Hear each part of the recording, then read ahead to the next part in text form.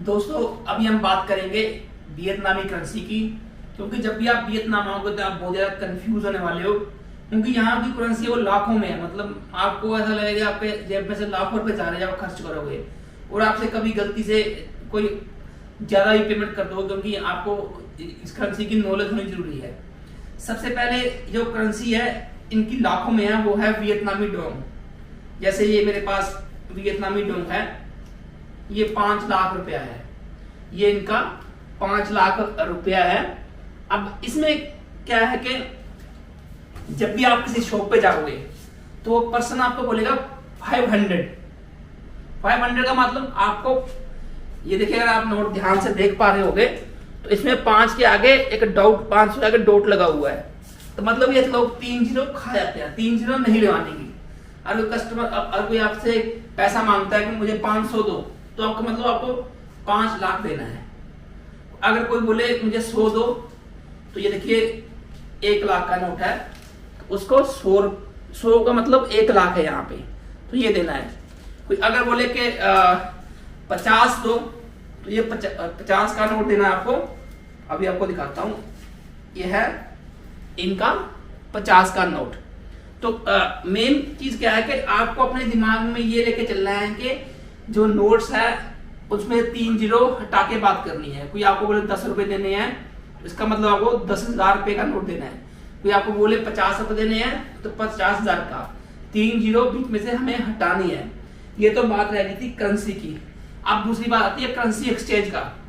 तो जा तो बेटर है कि आप इंडिया से यूएस डॉलर ले आओ, ठीक है ना, और यहाँ पे इसको कन्वर्ट कर लो। आपको हर जगह कन्वर्जन, यहाँ बैंक वगैरह है वहां रेट सही मिल जाएगा। बट अगर आप इंडियन रुपीज लेके आते हो तो इतने मनी एक्सचेंजर तो मुझे दिखे नहीं, और जो एयरपोर्ट पे रेट था वो ठीक नहीं था इंडियन रुपीज से वियतनामी डोंग का। तो आपने ये करना है वो आप लेके आने हैं अपने साथ डॉलर्स। अगर लेके आने हैं तो, नहीं लेके आने हैं उससे भी बढ़िया तरीका है कि आप एक न्यू ग्लोबल कार्ड बनता है, उस कार्ड को बनवा लीजिए। और उसमें फीचर्स क्या रहते हैं, उसमें फीचर्स ये है कि सबसे पहले आपका पैसा आपके अकाउंट में पड़ा रहेगा। अब अकाउंट बैंक वाला नहीं होगा, एक न्यू ग्लोबल का अलग से अकाउंट मिल जाएगा, इसमें आपको इंटरेस्ट भी मिलता रहेगा। दूसरी बात क्या है कि जब आप पैसा निकलवाते हो तो न्यू ग्लोबल आपको कोई फीस चार्ज नहीं करता। न्यू ग्लोबल नहीं करेगा, बट जिस बैंक से निकाल रहे हो वो जरूर करेगा आपसे, ठीक है ना। तो न्यू ग्लोबल कोई भी फीस चार्ज नहीं करेगा। प्लस आपको जो रेट्स मिलेंगे वो आपको लाइव रेट्स, वीजा के ऑफिशियल रेट्स हैं वो आपको मिलेंगे, जो बिल्कुल बढ़िया रेट होते हैं। मैंने खुद पर्सनली इसको वियतनाम में यूज किया है, मैं मोस्टली इससे ही विड्रॉ कर रहा हूँ।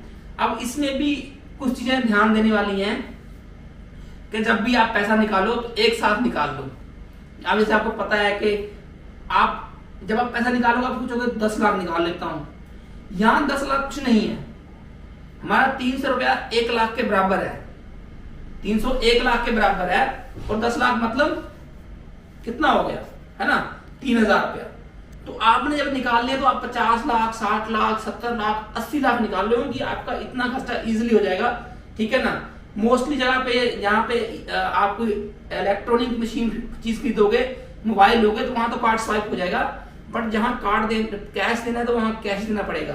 तो अगर आप बार बार निकालोगे उससे नुकसान क्या होगा, उसको जो आपका यहाँ के वियतनामी बैंक है, जब आप पैसे निकालोगे तो फीस चार्ज करते हैं, तो वो फीस आपको हर बार पे करनी पड़ेगी।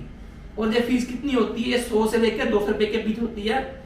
मैंने यहाँ पे 2 बैंक ट्राई किए हैं, एक में मुझे फीस पड़ी थी लगभग 150 रुपया पड़ा था, और मतलब इंडियन रुपीज में बता रहा हूँ, वियतनामी डोंग में नहीं बता रहा हूँ। 150 रुपया इंडिया की फीस पड़ी है, मतलब बैंक ने काटी है, उन्होंने ना मैसेज आता है आपकी स्क्रीन पे जब आप कैश वहां से एटीएम से निकालते हो। दूसरा क्या है कि यहाँ पे एक एग्री बैंक है, वियतनाम एग्री बैंक, मैंने वो ट्राई किया और उसमें से मेरे हिसाब से सबसे कम फीस कटती है, जो कि लगभग 22,000 डोंग होते हैं। 22,000 डोंग लगा लो आप, लगभग 80-90 या 100 रुपया लगा लो अप्रोक्सीमेटली, 100 रुपया फीस कटेगी। तो एक बार पैसा निकालोगे तो वो फीस से आप बच जाओगे। तो ये तो बात थी फीस कटने की। अब और क्या बात आती है कि यहाँ पे जब भी कोई सामान लेने जाते हो तो एक बार उनसे रेट, अगर आपको, क्योंकि मोस्टली लोगों को इंग्लिश नहीं आती है, तो आप अपना मोबाइल निकालोगे तो आपके वो टाइप करके बता देंगे कि इतने रुपए लगने हैं। तो ये भी एक चीज है जो मैं आपको बताना चाहता था। और इसके अलावा जो अपने पर्सनल एक्सपीरियंस रहे हैं कि यहाँ डिजिटलाइजेशन है बट अभी उस लेवल का नहीं है, ठीक है ना। और एक चीज खास चीज है जो न्यू कार्ड में लोगों को दिक्कत आती है कि वो न्यू कार्ड तो बना लेते हैं, पैसे भी ऐड कर लेते हैं, बट इंटरनेशनल उसकी जो ट्रांजेक्शन ऑन नहीं करते। तो आप अगर आपने भी न्यू कार्ड बनाया है और आप कहीं जाने की सोच रहे हो तो पहले इसकी इंटरनेशनल ट्रांजेक्शन भाई साहब ऑन कर लीजिए ताकि आप पैसे विड्रॉ कर सको, वरना पैसे नहीं निकलेंगे। मेरे बहुत से दोस्तों का फोन आता है कि भाई साहब जसवीर जी आपने कार्ड बोला था, कार्ड तो चला नहीं। कार्ड चलेगा कैसे? आपको इंटरनेशनल इसकी ट्रांजैक्शन ऑन करके रखनी है, तभी आपके ये पैसे वगैरह निकल पाएंगे। तो ये था सारा जो करेंसी है वियतनाम की उसके बारे में। तो मैं तो लखपति हो गया हूँ। होप जब आप वियतनाम आओगे आप भी लखपति होगे।